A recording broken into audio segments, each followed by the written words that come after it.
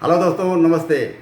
अभी आप अमरनाथ की आवाज़ में गाना सुनने जा रहे हैं। यदि अगर आपको पसंद है तो अपने दोस्तों में जरूर शेयर करें, चैनल को सब्सक्राइब करें, लाइक करें। हाँ, बेल आइकन दबाना ना भूलें ताकि जब भी मैं वीडियो डालूँ आपको मोबाइल पर सीधे पहुँच जाए। यहाँ एक यहाँ एक पत्नी अपने पति से परेशान हो गई थी। पति किसी जालसाज के चक्कर में पड़ गई। जालसाज के चंगुल में पड़कर बच्चों पर ध्यान देना जब भूल गए तो पत्नी अपने पति से क्या कहता रही।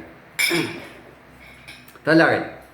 अरे जिंदगी खराब भइला कर कुछ रुपैया हो, जिंदगी खराब भइला।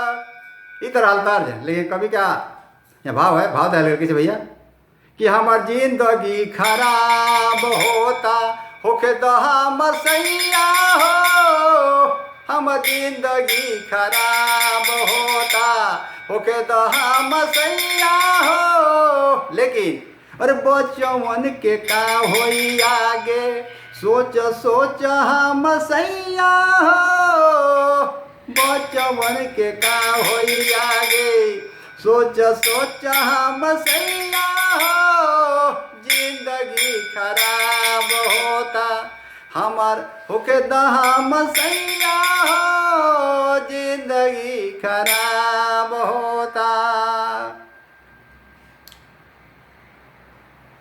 आगे है कि आधा उम्र बीत गईल तो है, और आधा उम्र बीत गईल तो है, उन्हें पड़त पड़त पैया हो। अरे आधा उम्र बीत गईल तो है, उन्हें पड़त पड़त पैया हो। आगे हम न साहब केहू के, कान खोल के सुन ल सैया हो। आगे हम न साहब केहू के, कान खोल के सुन ल सैया हो, हमार जिंदगी खराब होता होके दहा मसैया हो, बचवन के का होई आगे, सोच सोच हम सैया हो, जिंदगी खराब होता। तर्ज बदल गए कैसे। और पियवा हाथ जोड़ के करीला बिनती तोरी, और पियवा हाथ जोड़ के करीला बिनती तोरी, न हो लुटेरवा तो है साथ न दी है। और पियवा हाथ जोड़ी के करीला बिनती तोरी, हो लुटेरवा तो है साथ न दी। पियवा हाथ जोड़ी के करीला बिनती तोरी, हो लुटेरवा तो है साथ ना दी। और एकरा पास सिर्फ बतिया बतिया से लुटेला, और एकरा पास सिर्फ बतिया बतिया से लुटेला। माँ मौका गया के देख कैसे खून ही चूसेला। तज बदल गए कैसे। अरे हार मानती नहीं, बार बार कर दी है पिया से तकरार, अब करो करार ना तो नैहर के देखूंगी द्वार।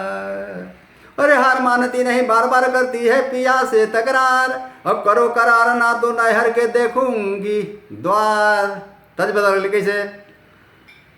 और जेल से निकाल ली राजा जी, निकाल ली राजा जी, निकाल ली राजा जी।